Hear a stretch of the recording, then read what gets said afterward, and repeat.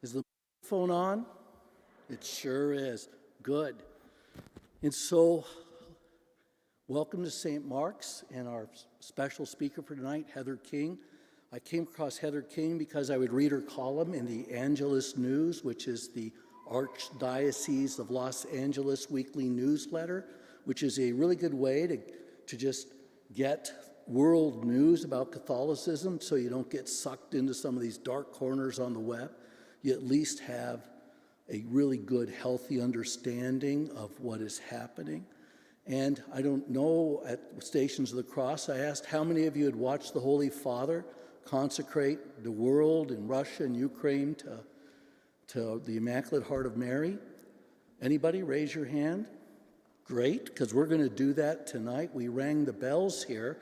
That's a statue of Our Lady of Fatima, which I picked up when I went to Fatima with Father Pat Carino, and it was a wonderful trip.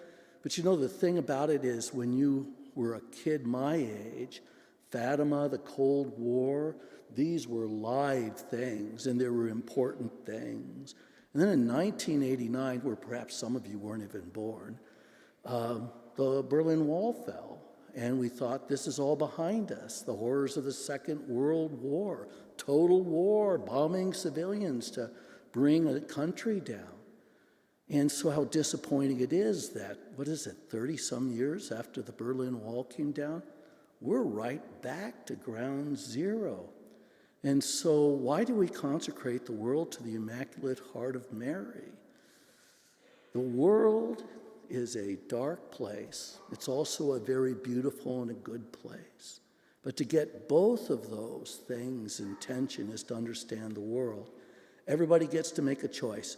St. John Paul II, a great Pole, said we're stretched out between good and evil in our lives, and we need to make a choice every day of what we do when our boots hit the ground. And so why don't we begin in the name of the Father, and of the Son, and of the Holy Spirit.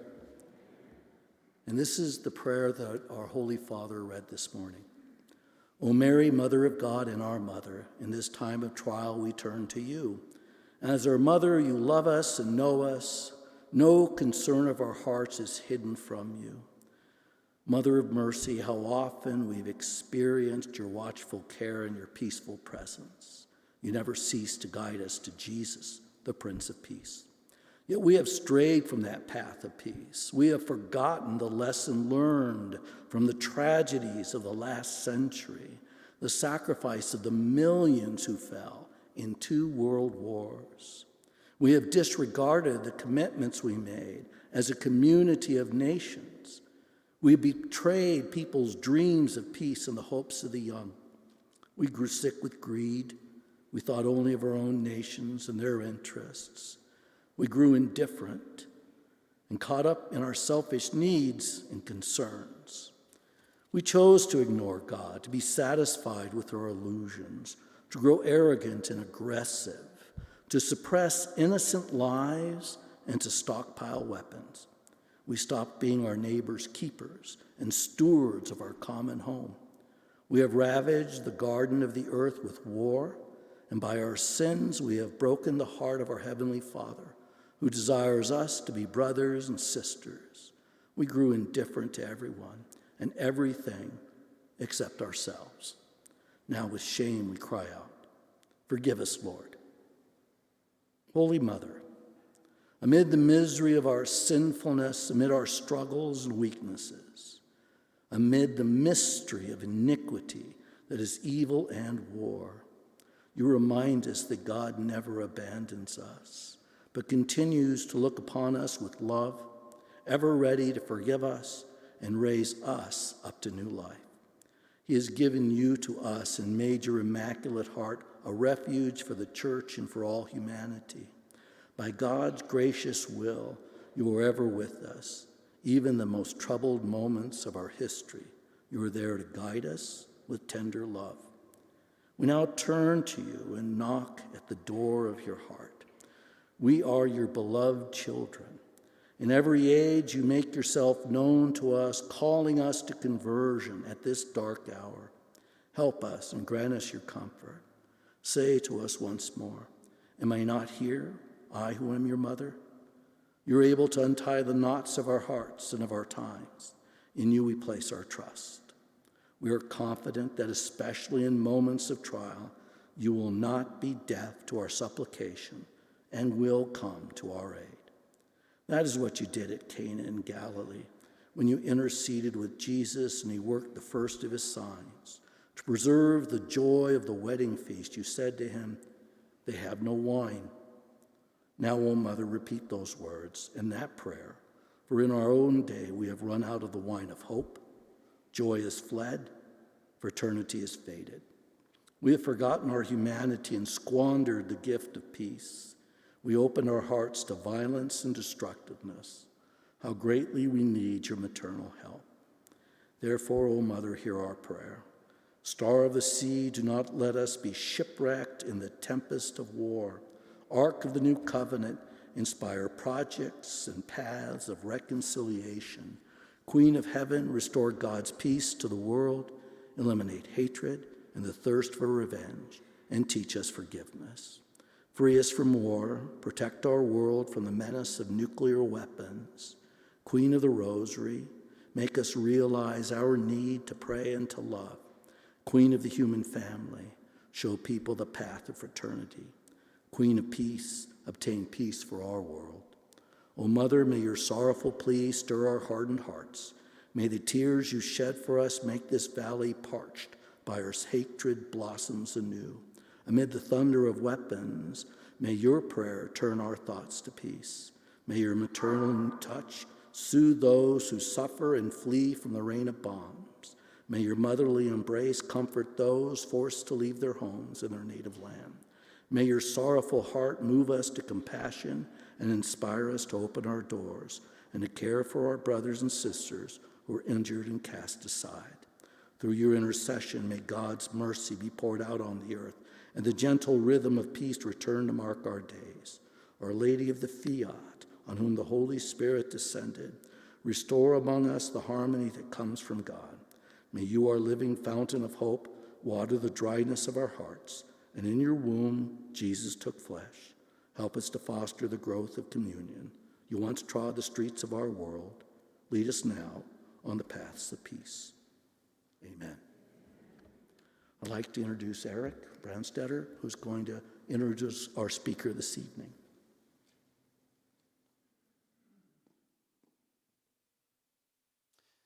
Thank you, Father. It's working. Hello. There we go. Hey, everyone.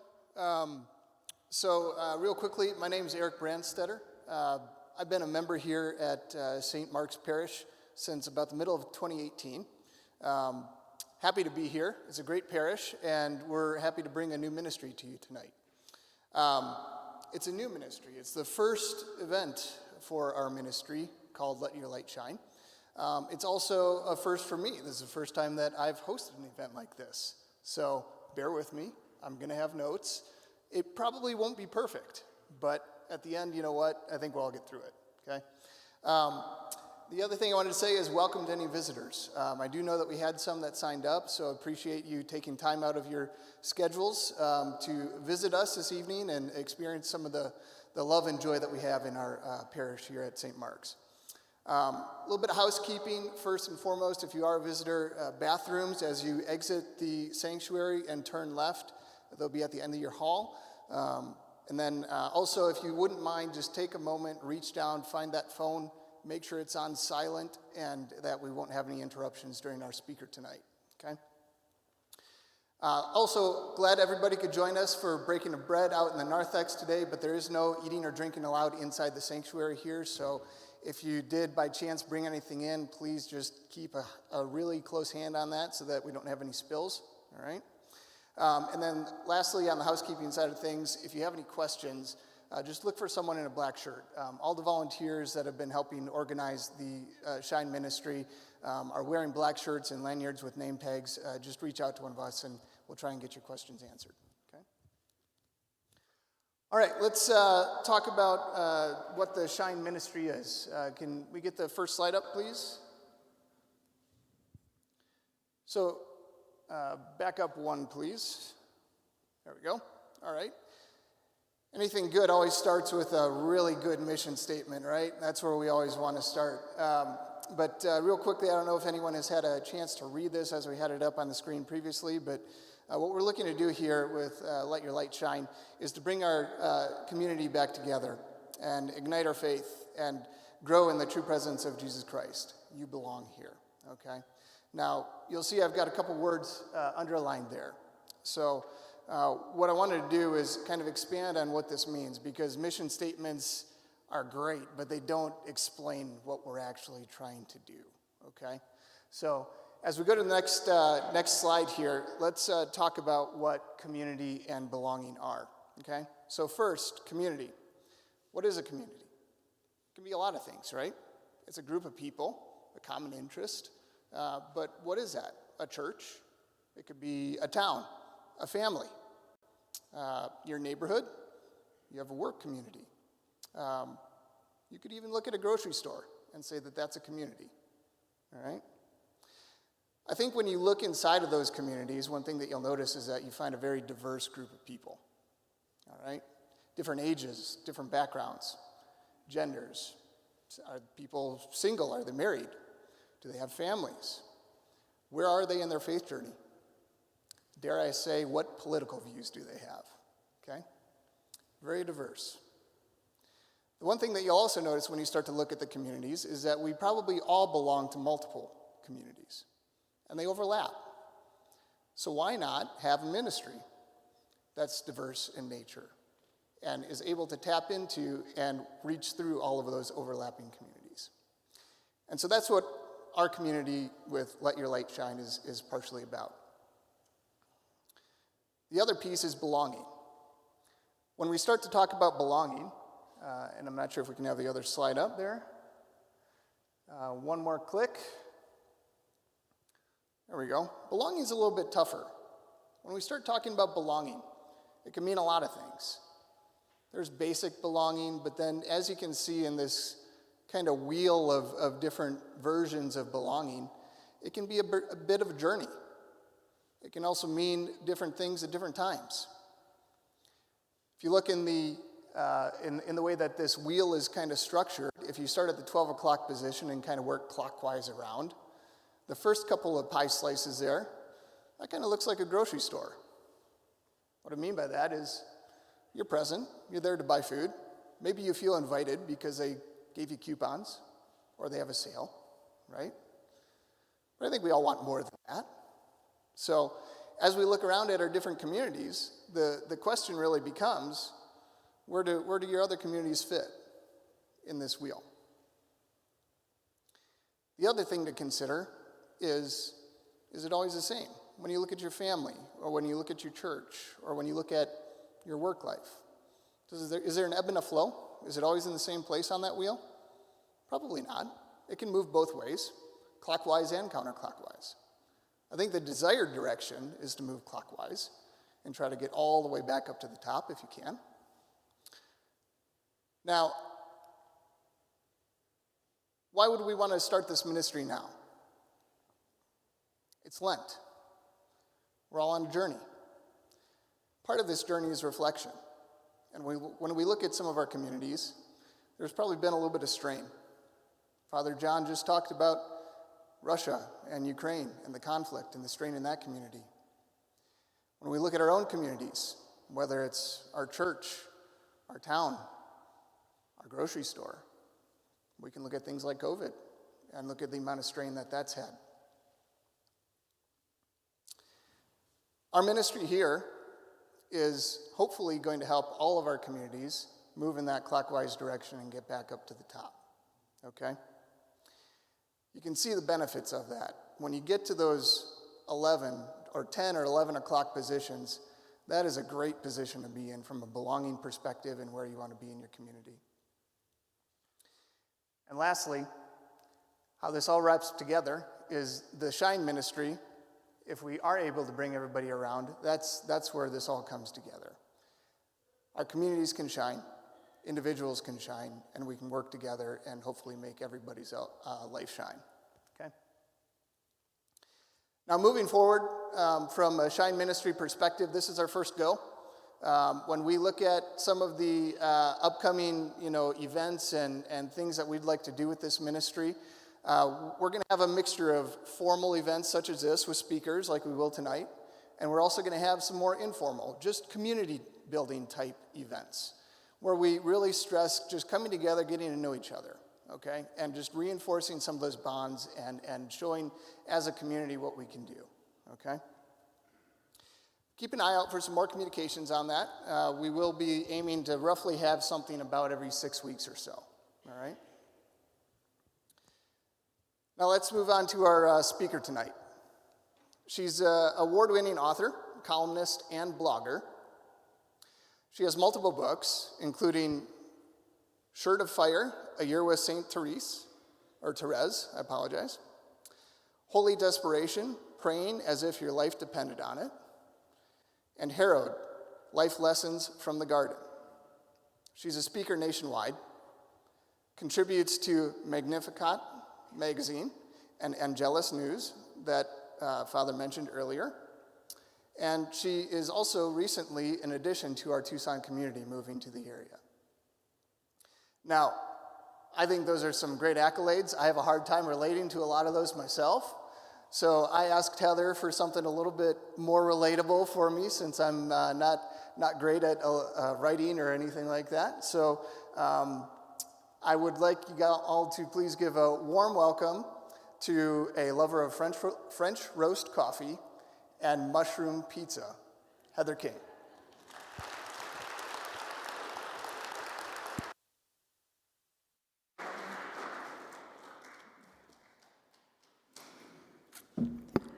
Whoa! Can you all hear me?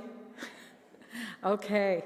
Thank you, Eric, and thank you, Father John, and thank you, Jen and Kristen and Dana, who coordinated this thing and have been so welcoming. And Father, is it Serge, who I got to go to confession with? So, I got to do the stations. And I want to say, I moved here last May after 30 years in Los Angeles. I grew up on the coast of New Hampshire, and I lived in LA for a long time. I still write for the Archdiocesan newspaper there. But when I moved to town,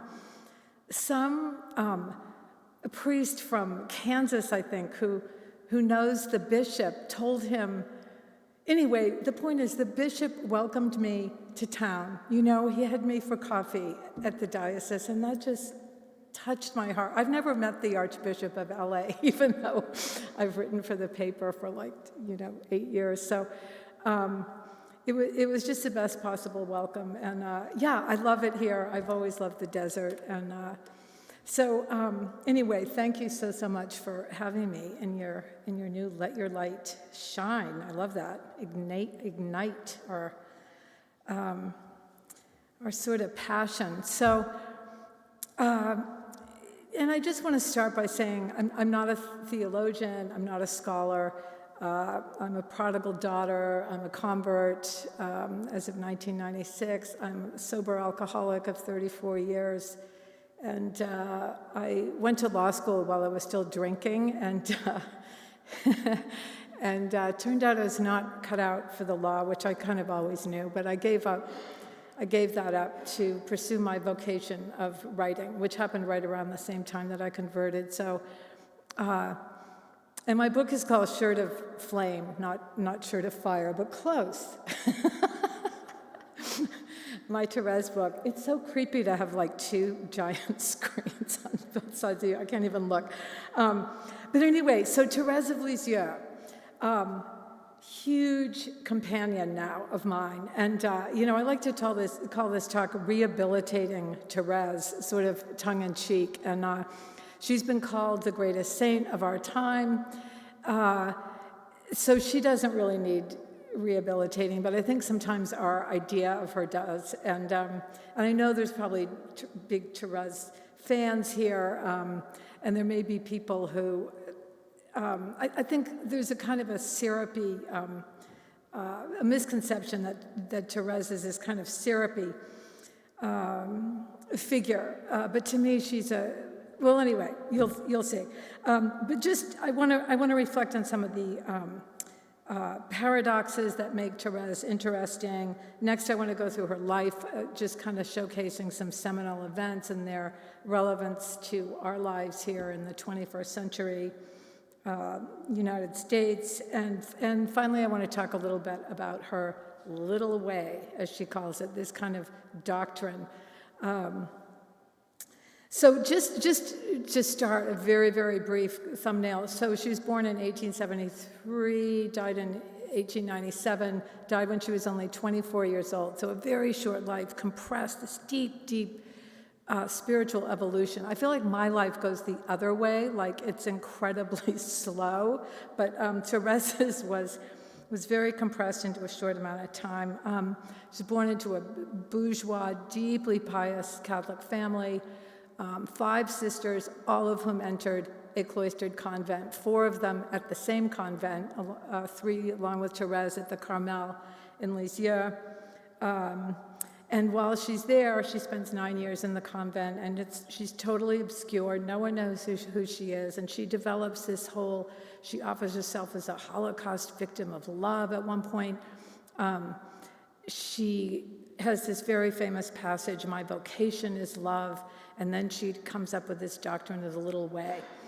And then she dies at 24 of gangrened intestines, complications from tuberculosis, with no pain medication. They didn't believe, they thought, you tough it out. That's what a person does who loves Christ.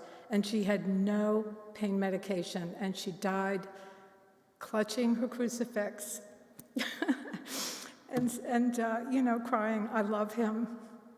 So that's Therese, and it doesn't sound like that much, but I hope to unpack it a bit. She wrote her own autobiography, as you may know, under orders from her superiors at the Carmel, one of whom at one point was her actual blood sister, and that's come down to us as very, very famous book, Story of a Soul. She's very fond of italics, if you've ever read it. She's very much of her day and time. Italics, words all in caps, exclamation points. So it's kind of, she sounds like a teenager kind of who's writing to her boyfriend or something. And in fact, in a way, even though she is very mature, she keeps this sort of childlike, not childish, but childlike passion and excitement. And she wrote a wedding invitation, sort of tongue-in-cheek when she professed her vows, her wedding invitation to Christ. So, but here's, just to give you in case you haven't read Story of a Soul, this is just a short quote from a conversation with her sister Marie, typical of her tone, style, and message.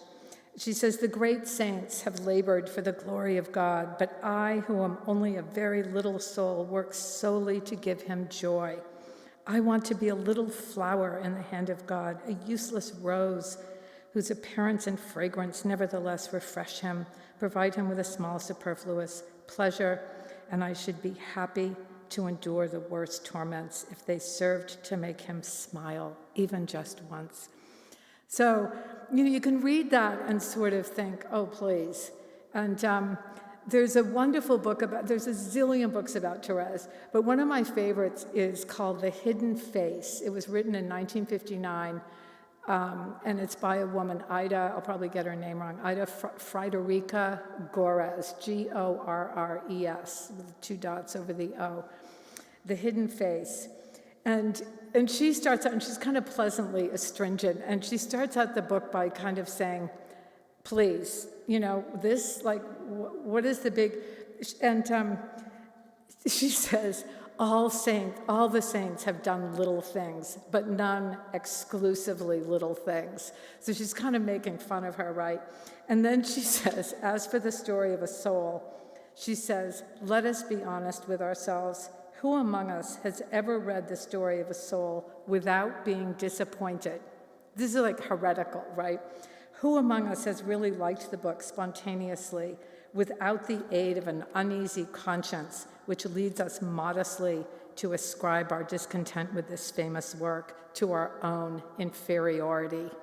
And so, if anyone's ever read Story of a Soul and thought, I don't get it, like you're not alone, and you kind of think, oh, it's just because I'm so shallow, I don't understand this great depth. So anyway, why is she so popular? Why has she appealed to such a wide circle of people, men, women, young, old? She's the patron saint of Bishop Barron's Word on Fire. She's Edith Piaf, the French singer, loved her. Edith Stein, Sister Benedicta of the Cross, who martyred at Auschwitz, loved her. Dorothy Day, Catholic worker, servant of God, wrote a book about Therese. She appeals to a crazy, Thomas Merton has written things about her, so she appeals to a very, very wide circle of people all over the world. And I want to, Therese, I think the deal is, known for her simplicity, was in fact extremely complex. And I want to give a nod here to Father Ronald Rolheiser. Some of you know he has a syndicated column that appears in a lot of Catholic newspapers. He's written a bunch of books. But he wrote a couple of papers on Therese. You can find them online. And he talks about some of these paradoxes of Therese. And some of them include the treasured infant, whose childhood was marked by profound abandonment, the archetypal child Tinkerbell, who was also Sophia, the crone, the wise, white-haired old woman, the peasant, who was also an artist, the martyr, who is detached from the world, but who also has an excessive love for family and for the beauty of the world, the congenital loner, who was also able to embrace the whole world, the lifelong celibate, who was also an ardent lover, the obedient child, who knew when to break the rules, and we're going to see this when she takes her pilgrimage to Rome, the unschooled bourgeois, who with no particular charism became a doctor of the church. I forgot to add that she was canonized a mere 28 years after her death, and they actually rewrote canon law in order to sort of push it through because it was such a passionate cry from the world.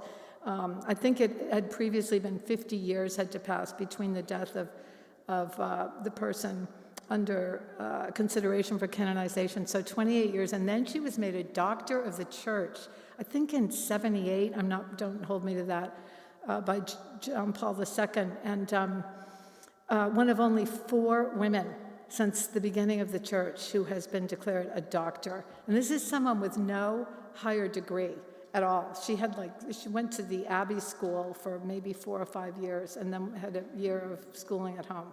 That's it. As Father said, she read Abandonment to Divine Providence, St. John of the Cross, she read The Imitation of Christ, but mostly she read the Gospels. And I think that is a huge point about Therese. It's how I came to the church as well. I read the Gospels while I was working as a lawyer at Beverly Hills, sort of during my lunch hour. I didn't know a priest, I didn't know another Catholic, and I somehow, I got it. As much as you. But anyway, so that was what Therese did. She really delved deeply into the Gospels. She was utterly humble and yet burned to be a saint. And again, the saint reduced in popular piety to a shower of roses. Her whole thing, she said, when I die, I'm going to shower down roses, and which she has in the form of zillions of miracles and cures. And, and as I said, died of gangrened intestines, the opposite of what we would think of a shower of roses.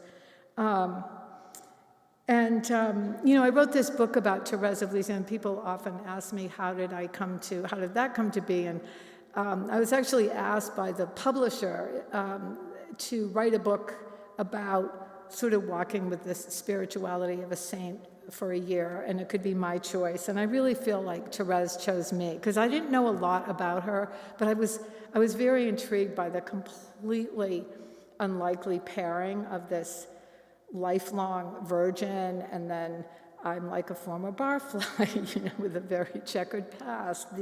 She's a cradle Catholic, I'm convert. I didn't convert until I was, I think, 45. So, and she lived in a cloistered convent, and at the time I was living in the middle of LA. I was living in Koreatown, which is this really kind of, now it's kind of hipster, but when I lived there, it was more like, you better watch it on your way in from the garage because someone might hold a gun to your head type of thing.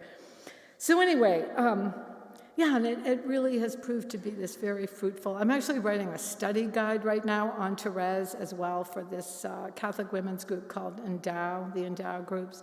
So I'm really steeped in Therese. And I just got asked to speak on October 1st, her feast day, in Fort Wayne, Indiana. So anyway, it's like all Therese all the time lately.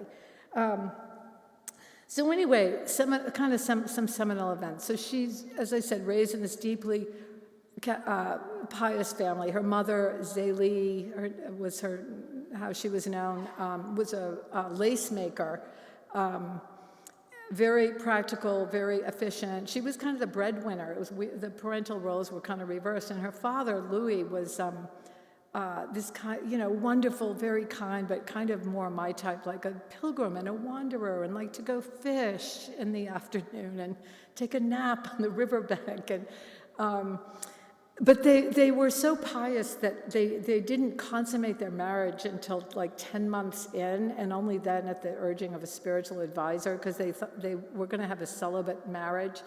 And I guess their spiritual advisor said, oh, maybe bear some fruit into the world with children. So they did, and she was pregnant. She actually gave birth 9 times. 3 of the kids died in infancy. 1 died, I think, when he was 6, and then the 5 Martin sisters. So there was Marie, Pauline, Leonie, who was the Martin family had a black sheep. They had a child who was troubled. I don't know if anyone can relate.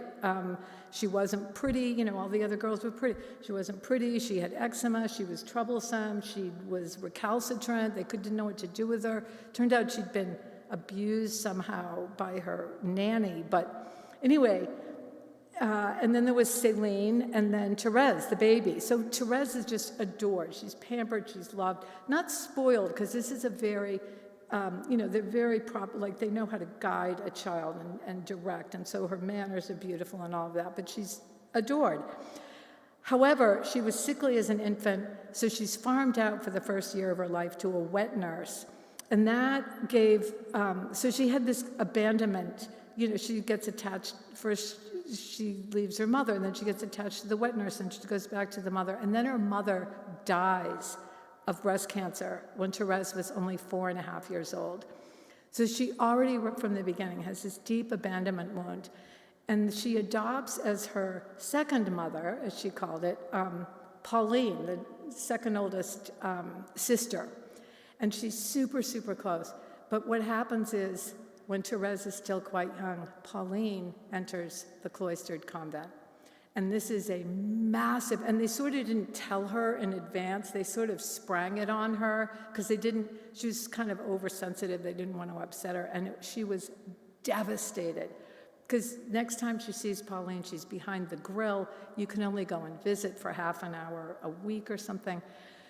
So Therese, what happens is, because Therese is very, very sensitive, she falls into this sort of neurotic illness, and they actually thought she was going to die. To this day, people aren't really sure what it was. It was this kind of prepubescent hysteria, whether it was nervous, but she was hurling herself at walls, and it was really, they had the last rites said for her. I think she was 9 or something like that.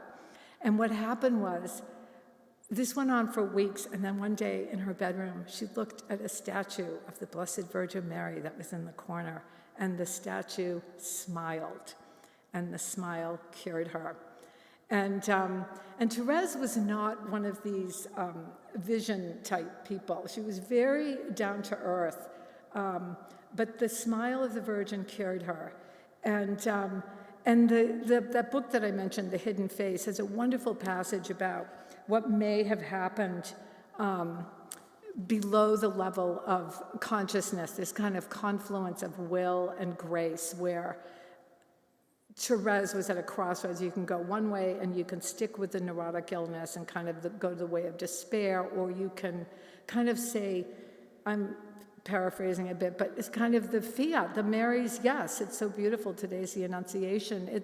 The yes to something that she couldn't know what looked like. And I love that because I think anyone who's been relieved of any kind of obsession or alcoholism or addiction knows that phenomenon. It's you don't remove the obsession yourself, but it's also not removed against your will on some level. Like Christ does not force anything on us. So on some level, I think, even if you can't feel it, you're saying, yes, I want to live.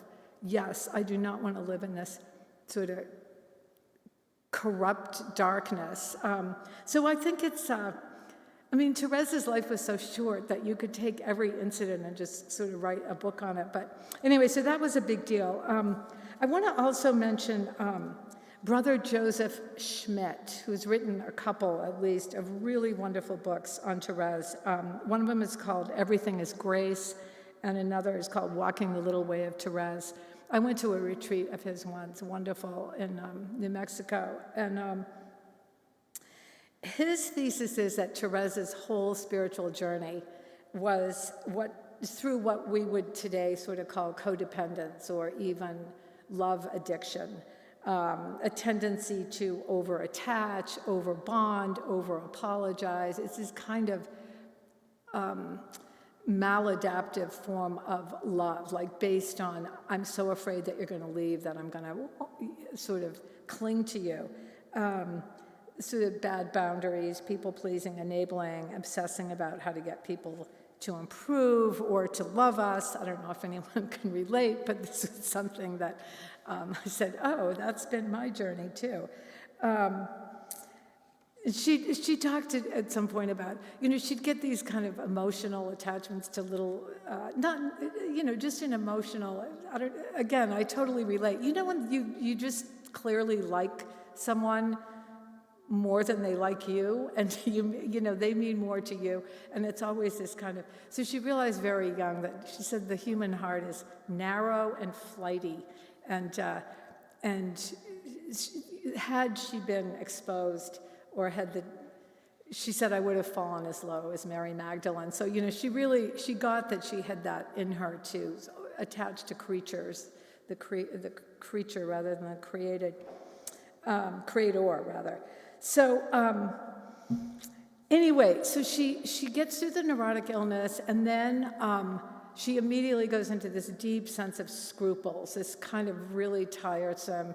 And this was, the spirituality of the day, by the way, was very Jansenistic and kind of Pelagianism. Kids would have little notebooks, and they write down all their good deeds and all their sins, and they'd keep count, and it was all based on this wrathful, vengeful God that you needed to appease. And so she kind of fell into that, or into the fear of going to hell. She's like 9, right? And she says, I was really unbearable due to my overly great sensitivity. So it happened that I involuntarily gave a slight amount of trouble to a person I loved.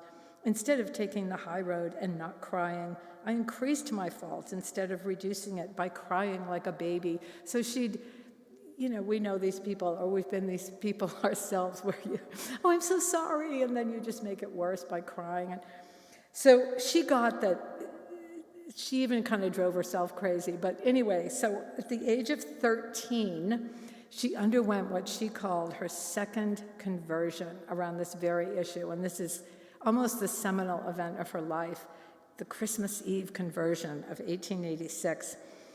And what happened was everyone else had already left for the convent. The mothers died. And so she and her father, her dear papa, and Céline go to midnight mass. It's Christmas Eve. They come back. And the custom at the time in France was for children to leave their shoes out by the fire, and then the parents would fill them with candy. It's kind of like our Christmas stockings. And her father's super nice, but that night he was uncharacteristically cranky. So they get home from mass, and the father says to Céline, not thinking that Therese will hear, but she overhears, and he says something like, "Oh, this is tiresome. Let's hope this is the last year. Therese is really too old for this. This is for children."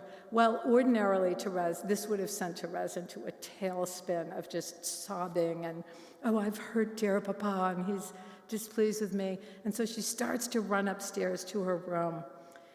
It's so symbolic. It's a stairway, right? And midway up the stairs, something came over her. And literally, she said later, Jesus did for me in 10 seconds what I had not been able to do for myself in 10 years.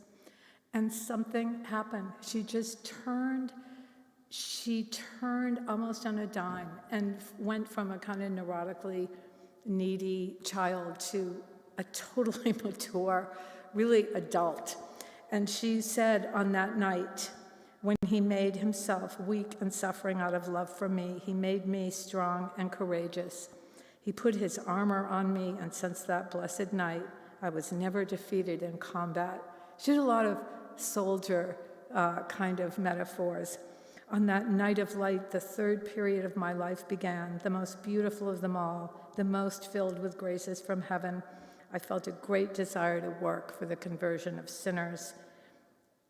In a word, I felt charity enter into my heart, the need to forget myself in order to please others, and ever afterward, I was happy. And happy in spite of almost constant aridity from the moment she entered the convent, in spite of a gruesome dark night of the soul that lasted for a year and a half, when it was like Christ on the cross saying, Father, why have you forsaken? A horrible, she could feel nothing. That went on for a year and a half, up till the moment she died. And then, of course, the pain of the increasing debilitation. But happy. So anyway, so she has this conversion, and meanwhile, she's had a vocation since the age of 9. At 9, she went into the Carmel and talked to Mother Marita Gonzaga and said, I have, just to let you know, I have a vocation. The mother agreed, but she said, we don't accept 9-year-old postulants, so you're going to have to wait a bit. And I think the minimum age at the time to enter the convent, it's a very austere convent, by the way, the Carmel at the time, and probably still, was 18. But Therese wants to enter at 15. And even though she's extremely obedient, she said later in life, from the age of 3, I never did anything consciously to displease God. I mean, she's super, super contained. But she wants to enter Carmel, and she knows to the marrow of her bones that is where she's meant to be. And no one agrees with her. She tells her dear Papa, and he's heartbroken, but agrees. But the parish priest, the vicar general, the bishop all say, no, you're too young. She appeals to all of them. So she gets her father and Celine, and they all go on a pilgrimage to Rome, because she has decided she is going to appeal to Pope Leo XIII. She's going to appeal to the Pope himself. So they get there, and en route, by the way, she's a great sense of humor, and she's very diplomatic, but she talks about how, there are all these worldly people en route. They were in some kind of group of pilgrims, and plus a lot of them were priests, and she says very diplomatically, she goes, I saw right then that priests need a lot of help, and so she determines from that point forward to pray for them unceasingly. Never would a word of complaint or cross her lips, but and that was actually a very deep part of her. That was one of the reasons she entered the Carmel, to pray for priests. So she had a deep. But anyway, so they get to Rome. They're ready for their audience, and in those days, I don't know, I've never had an audience with the Pope, but there's the papal guard, and they strictly tell you, do not speak to the Pope. You're not to address the Pope. You kneel, you kiss his ring or his feet or whatever they do, and then you go. So Therese gets in front of him, and she kneels before him, and she puts her hands on his knees and says, and he's like old. She says like he's old and doddering kind of, and she says, Holy Father, please, please, please, in honor of your Jubilee, allow me to enter the Carmel at 15. And he's kind of startled. I mean, he sort of jumps back because no one ever talks to him, like people follow the directions. And the papal guard are appalled, and they go to get her and like take her by the arms. And the Pope says, God's will be done, my child. I mean, he doesn't say yes, he doesn't say no, he says God. So she's dragged off sobbing. And, if you read about it, anyway, suffice it to be said, Therese entered the Carmel at 15. So I don't know why, that always makes me want to cry. It's just so unbelievable, and that she so knew where she belonged, and that it came to pass. So anyway, so she enters the convent, and she says it's exactly as she expected. It's kind of grim, you know what I mean? It's like the food's bad. She didn't expect anything different. The food's bad, the nuns. The superior was kind of borderline personality-ish, kind of, and there were lots of, there were lots of neurotic nuns. I mean, there was one who actually went to a mental institution afterward. The rules are kind of capricious, like one day it's this and the next day it's that. And in other words, it's just like our lives, Like, don't you, I mean, I'm always like, oh, if people would only be a little bit more evolved around me, the people I come into contact with, like I could really start to get a little, higher on the road to holiness. And it's welcome to the human condition. This is what it is. And she was in a cloister, though, where she couldn't leave. It's kind of life, the human condition squared, like there's really no exit. So, but anyway, it was as she expected. It was freezing cold. This to me would have been the worst thing. They only had one room that they heated, and it was freezing cold in winter, and they had some little flimsy blanket at night. And this was the thing about Therese, and she did not believe in, they're kind of into mortifications in those days. Kind of extra suffering, and she instinctively knew, no, she said, my mortification is I try to smile at someone who's disagreeable when I would rather look bored or sullen, or I try to sit up straight in church rather than slump. Although she talked about how she would fall asleep sometimes during Mass and or during the Rosary, and she wasn't really concerned about it. She said, oh, a father loves it when the child falls asleep in his but the main thing she did, and this kills me, because I've never been able to do this for a single day, she never complained. That was something that she had, from a very young age, just kind of made an inner vow. She'd never complained about the cold, to the point where she wouldn't even put her hands inside her sleeves. I don't know, I mean, try it sometime, because that is a discipline that is really, really hardcore. That's like a military type discipline, to not complain ever. That was kind of her thing.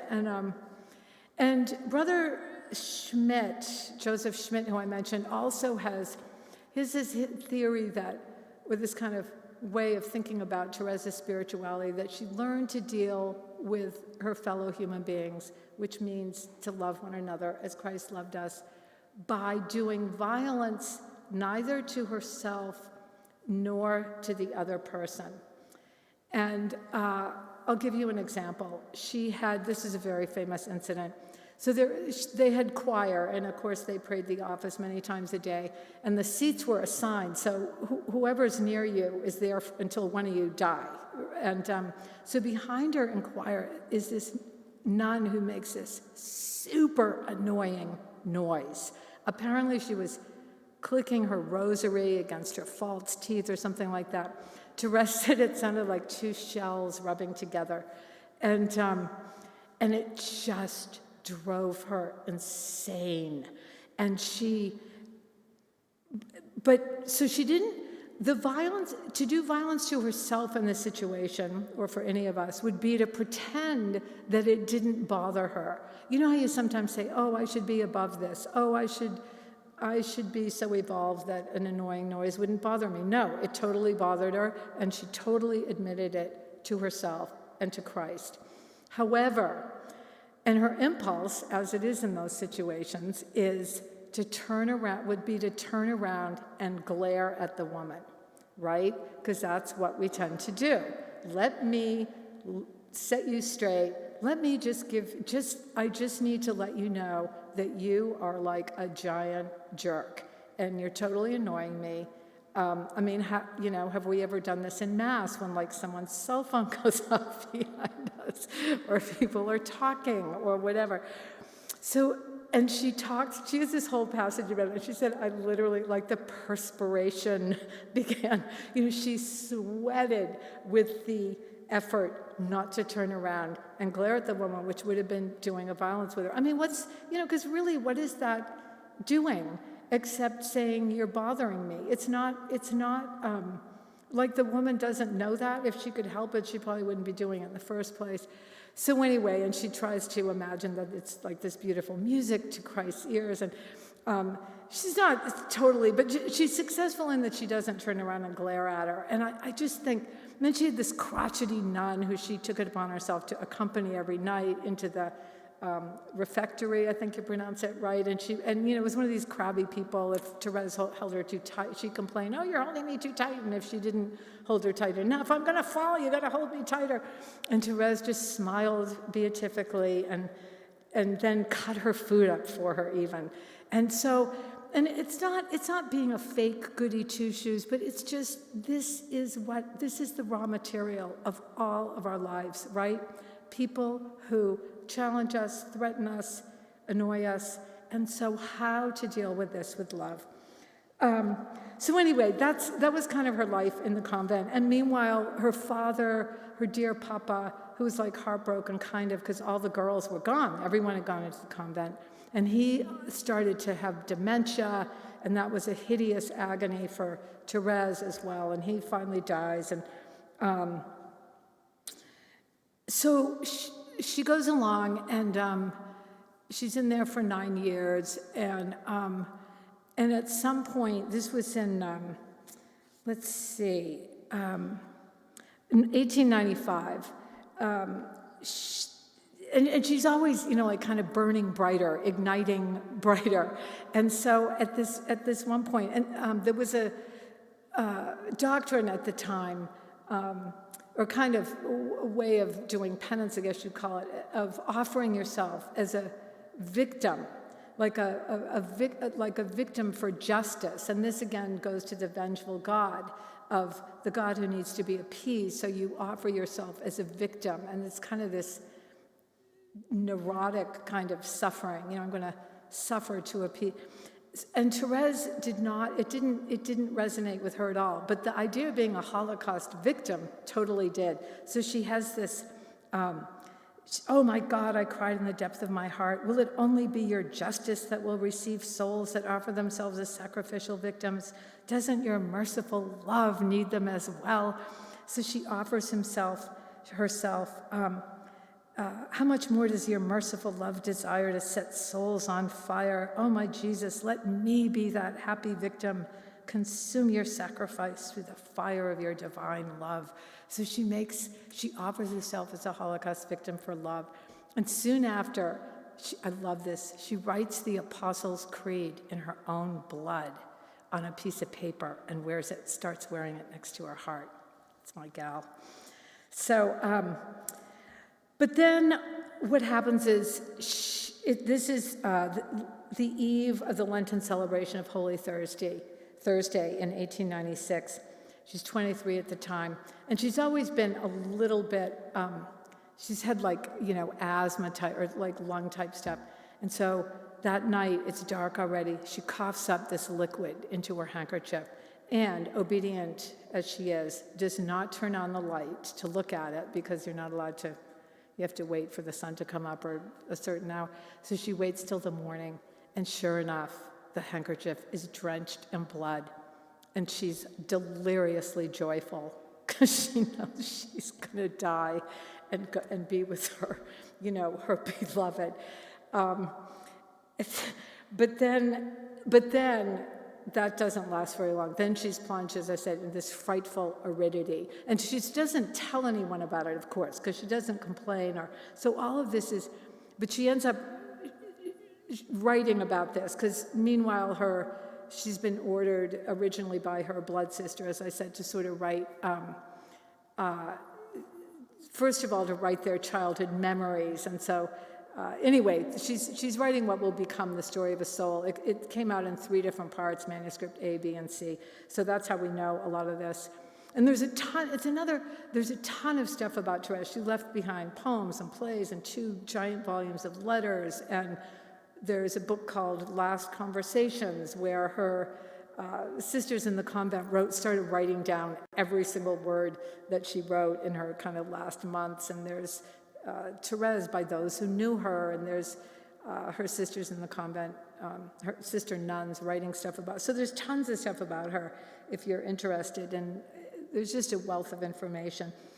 So anyway, but then she's going about her, outwardly unremarkable life in the convent, and she's still got this certain restlessness. And here's what she writes: "I feel the vocation of these are all in caps, warrior, the priest, the apostle, the doctor, the martyr," all of which she really became, by the way. "I feel within my soul the courage of the crusader, the papal guard, and I would want to die on the field of battle in defense of the church. Martyrdom was a dream of my youth, and this dream has grown." And so anyway, but she can't, but still she's like, she's kind of looking, if anyone has ever felt this, you know what she's talking about. Like, what is my thing, though, my vocation, right? So she turns to the she turns to the epistle, the letters of Paul. She turns to 1 Corinthians, chapters 12 and 13. She reads that all cannot be apostles, prophets, or doctors, that the church is composed of different members, okay. Considering the mystical body of the church, I had not recognized myself in any of the members described by St. Paul. And then she goes on and she says, I understood that the church had a heart, and that this heart was burning with love, caps, burning with love. I understood it was love, capital L, alone, that made the church's members act. I understood that love comprised all vocations, that love was everything, that it embraced all times and all places. In a word, that it was eternal. My vocation is love. And it's just a beautiful passage. And there's been tons written about it. But one of the things it says to me, probably the main thing, is that we don't need a special charism. We don't, Therese was not, she wasn't a super leader type. She wasn't an administrator. A lot of these nuns founded monasteries or series. That wasn't Therese. She didn't know how to do housework even when she got into the convent. So she was kind of clumsy. She didn't even know how to do her own hair. She wasn't a mother, obviously. She didn't have and I really identify with this, not being super good at anything, sort of. And so but you don't have to be. And she has all these great quotes. She said, to pick up a pin, P-I-N, a pin for love can convert a soul. She really got this whole mystical body that in her convent, with no one in the world knew who she was, that her picking up a pin for love is helping, like the people today of Ukraine, or the young girl who's contemplating having an abortion, or our brother who's addicted to porn. That the slightest thing that we do out of love does go out to the whole world. And that is, to live by that and truly believe it. It is do we dare to be that small and that seemingly ineffective in a world that is ever more that is so based on, how many likes do you have, and how many followers do you have, and how many so anyway,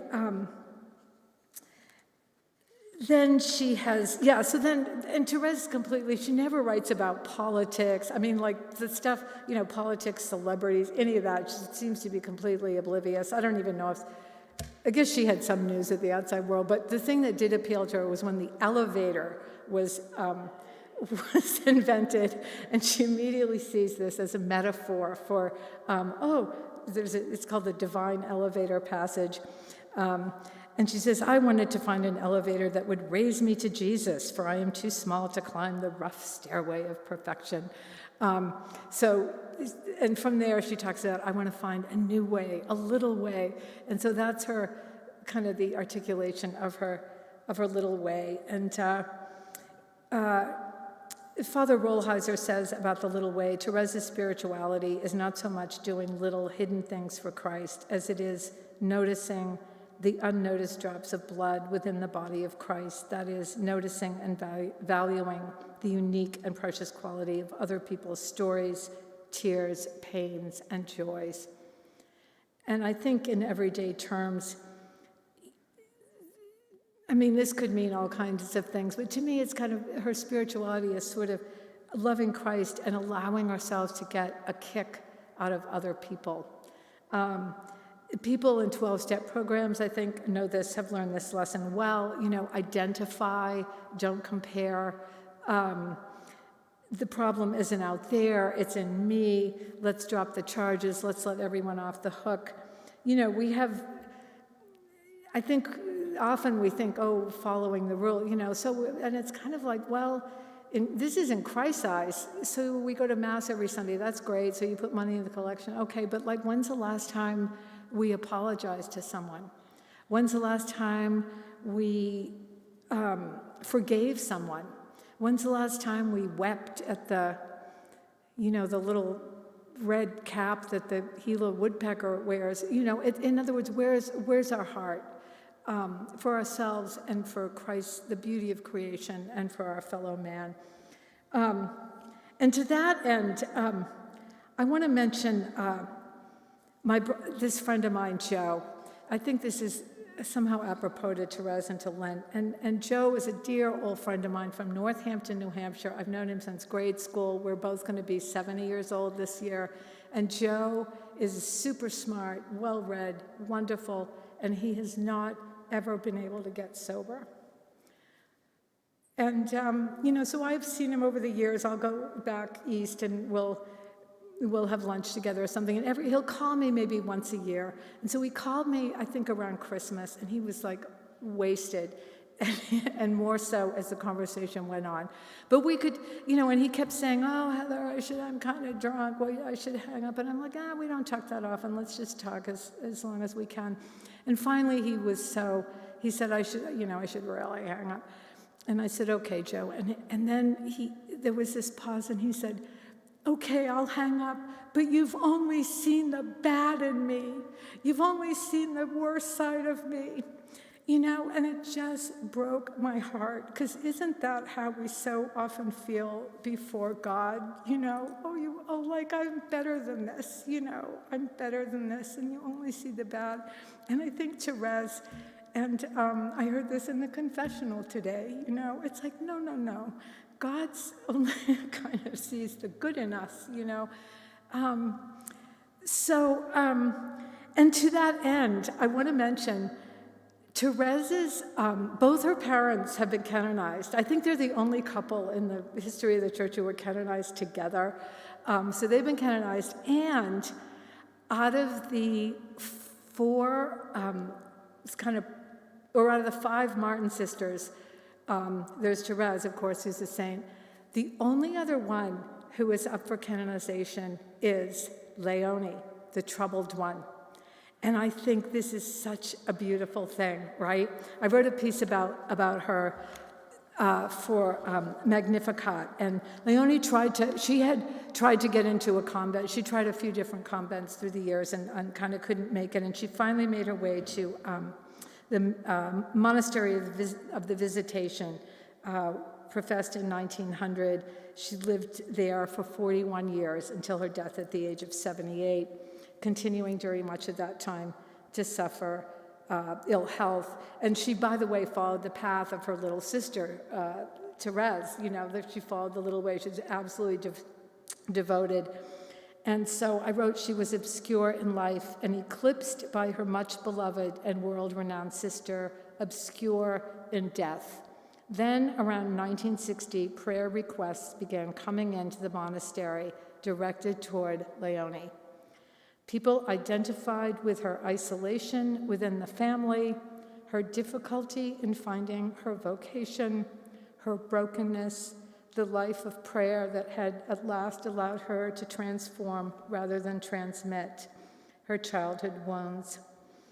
Apparently, Maureen O'Riordan, keeper of the Leonie Martin website, reports of her tomb on the altar of the crypt, a book of intentions. One cannot leaf through it without moistening it with some tears at the reading of supplications of parents in suffering, rendered powerless by the chaotic itineraries of certain of their children, of young people in crisis who have trouble finding their way. So her cause for beatification was opened in 2015. Already she is an unofficial patron of all black sheep and of all parents of black sheep who carry a special cross all their own.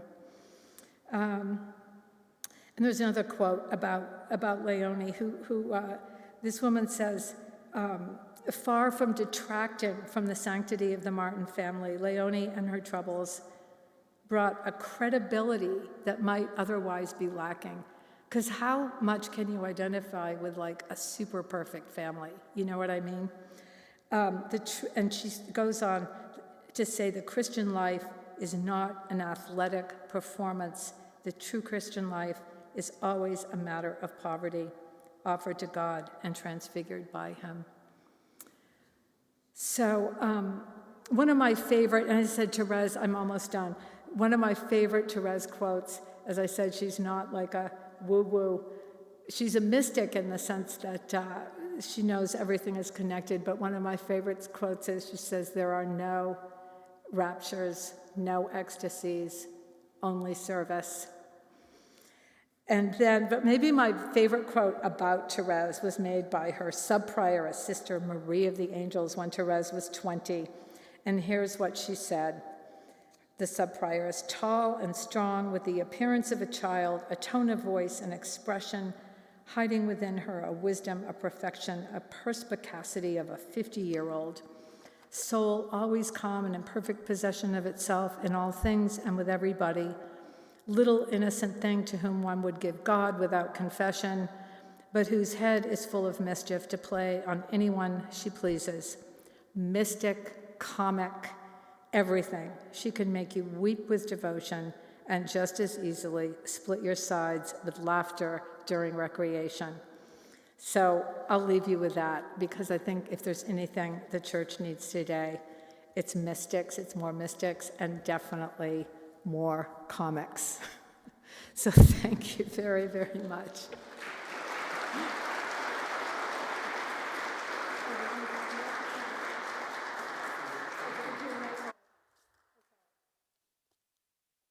Q&A, fun. All right, so we will be starting the Q&A session here. So a couple of things. We are recording this event.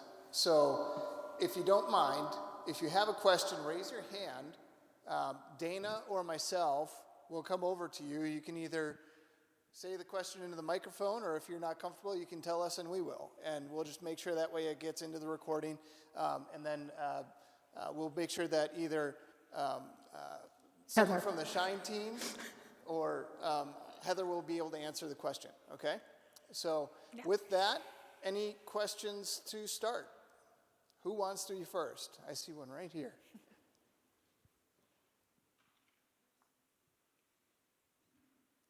This was wonderful. Thank you, thank you. Just had a question. How long after Therese passed away did she become a doctrine of the church? Yeah, no, that's a great question. And as I said, I can't totally remember the year, but I think it was, I want to say 1960 or when did John Paul II die? You guys know. Anyway, it was during his papacy, so I think kind of mid-60s or so, yeah.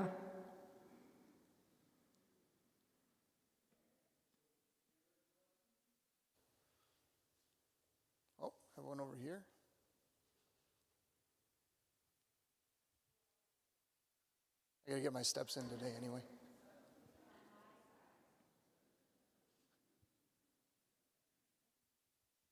Thank you. That was beautiful. Out of all those saints, why she? Why did you choose her? Well, I talked about that a little bit. Partly because I wanted to know more about her, and it seemed like a really odd pairing. It seemed kind of. I liked the juxtaposition of someone so holy and pure with someone who didn't exactly start out that way.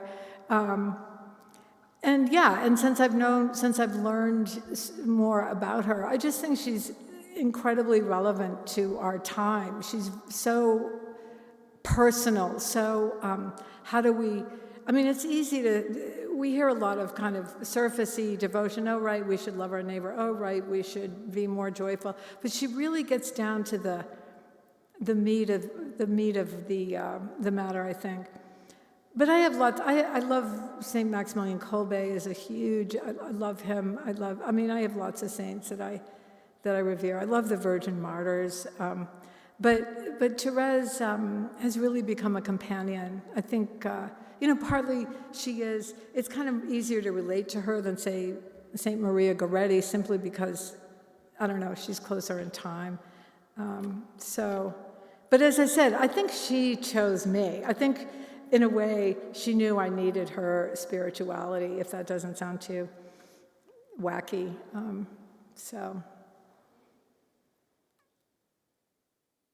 Okay. Other questions? Oh, right back here. Yeah, I was wondering if you could speak to the dark night of the soul and how she got through that difficult time. That was a year and a half. Yeah, definitely. First of all, she writes about how the pain. Oh, and she also underwent these gruesome the treatments for TB at the time were, they had this thing called points of fire where you would get stuck with hot needles all over your body. So she was, and just the physical pain of it. And she says at one point, if there had been medicine, if there had been a means within reach for her to commit suicide, she would have done it. Or she would have been tempted to do it. And she said, I'm surprised that more people don't. And she also, in that dark night of the soul, and I think this is why she's beloved by many agnostics and atheists, because she couldn't feel the presence of God at all. And I actually heard this kind of mocking, there is no heaven, this is it. And she said for the first time in her life, she had always thought atheists had chosen not to believe in God. And she learned that is not the case. It's a terrible, terrible poverty. And so her heart, from that moment forward, went. But she just felt nothing. So she was just, as far as a consolation or the present, and she just proceeded on absolutely blind faith. But there's lots and lots of quotes, and she writes about it in Story of a Soul. She just hung on. And kept to her regimen, kept to her thing of not complaining, of trying to be cheerful, of all of that. So, yeah, again, like if you think Therese is like namby-pamby, check out what she did in the last years of her life. Unbelievable. Okay, any other questions?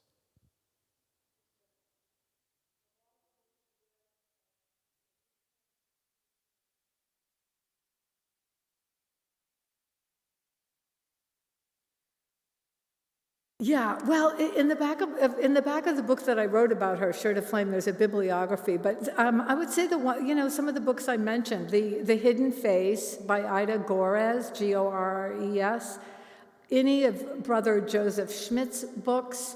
He wrote a short book called The Gospel According to Therese. That's great for just kind of an overall. He wrote Everything is Grace, Walking the Little Way. And also there's just so many, but there's a Dominican priest, Father Bernard Bro, who's written at least a couple very, very wonderful books on Therese, not long but deep about the depth of her doctrine. So I'd recommend those as well. Okay, one more over here. From being an agnostic, as you indicated, what made her be converted? What is in her heart that made her turn 360 degrees? I'm not sure, Eric, can you, From being an agnostic, she was an agnostic. No. Therese was never an agnostic. What I said, sorry, I don't mean to interrupt, but no, she was not an agnostic. But when in her dark night of the soul, when she was in complete darkness and aridity, she said she understood that atheists and agnostics don't choose not to believe in God. That it's, for whatever reason they're in darkness, so they can't. But no, she was never an agnostic. No, but she had a heart for them after that, because she understood it wasn't a choice. Yeah, sorry if I maybe I've expressed that clumsily. Okay. It's exciting. All right, Dana's finally got someone. I get to walk. Thanks, Becky. I would love to know more about your conversion to the Catholic faith. Well, I joke that I've written a book about every single thing that's ever happened to me, so I have 13 books now. And one of them is called Redeemed, and that is a book about my conversion. Yeah, I mean, just in brief, I was, I had an existential, I had a crisis of kind of vocation and conscience when I had gotten sober, I was working as a lawyer, I'd gotten a law degree while I was drinking. It wasn't, and I realized this is not what God put me on earth to do. And I had always had this call in my heart to be a writer, and so I had this whole, I had no theology at all, but I somehow intuitively knew if I were on my deathbed, that when I came to answer for my life, that if I were to say I had this call in my heart and I'd never answered it, I could answer it and fail at it and be poor or whatever, but to not respond to it would have been the biggest sin that I had ever committed. And believe me, that's saying something from someone who was, a barfly for 20 years. In other words, it's back to that thing of, okay, it's great to go to Mass every Sunday, but where's our heart? Where are we responding to the deepest call of our heart? Because that's what Christ calls us to do. And I really got, that is a sin, even though I barely knew what sin was. I just got, that is a massive, that would be like Mary saying no to Gabriel, I mean, you have the freedom to do it, but so that was kind of, and I knew no one. I wandered around to every church in the world until there was only one church left, and it was the last place I thought I'd end up. But it was kind of like Therese in a way, entering the Carmel at 15. The whole time I didn't know a priest. Everyone I knew who had been raised Catholic hated Catholicism, made fun of Catholicism, blamed Catholic. I had no model, but I just had this single-minded, I went to Mass. I saw that, I saw the body on the cross. I'd been raised Protestant, and I just knew, he came to be with us in the suffering we're in, not for us to suffer more, to be with us in our human condition, in the suffering we're in, knowing we're going to die, all of it. And I just figured out, it was pre-internet, how to RCIA, it's just found a church, took confirmed in First Communion at the Church of the Blessed Sacrament on Sunset Boulevard in Hollywood, California. And never looked back, 1996, so. And the church has found a place for me, so. against all odds. So it's very, you know. Okay. Any other questions? Okay. Well, we'll keep going here. We're just about to the finish line, everyone.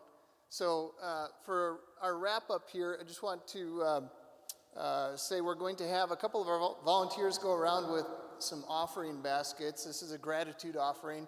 No pressure, but if you've enjoyed your evening, if you'd like to see more of the Shine Ministry and some of the things that we're trying to get going here, we appreciate your help in doing so.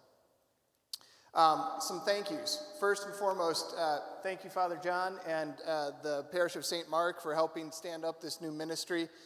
It's a big thing to obviously get going here in the Lenten season.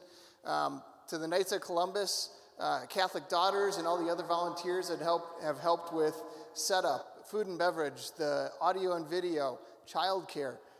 There's a lot that's going on behind the scenes that helps all this come together. Heather King, thank you very much for speaking with us tonight. It's really been a pleasure having you. And then to all the volunteers in the black shirts that you see around the church today, it's really their light that's shining right now for this ministry to get started. So with that, thank you. And lastly, thank you to all of you who have come out tonight and tried something new. This obviously takes time out of everybody's schedule, so thank all of you as well. Last thing, we do still have a social gathering out in the narthex until about 9 o'clock. We have refreshments, we have coffee, wine. There's some really good looking desserts out there too. So please go out there. Let's have a little bit of community. Introduce yourself to someone that you may not know, and maybe it's someone that you can say hello to after Mass this next Sunday. And with that, I appreciate everybody coming out tonight. This is the end of the official formal portion, if you will, of our first Shine. So thank you. We'll see you soon.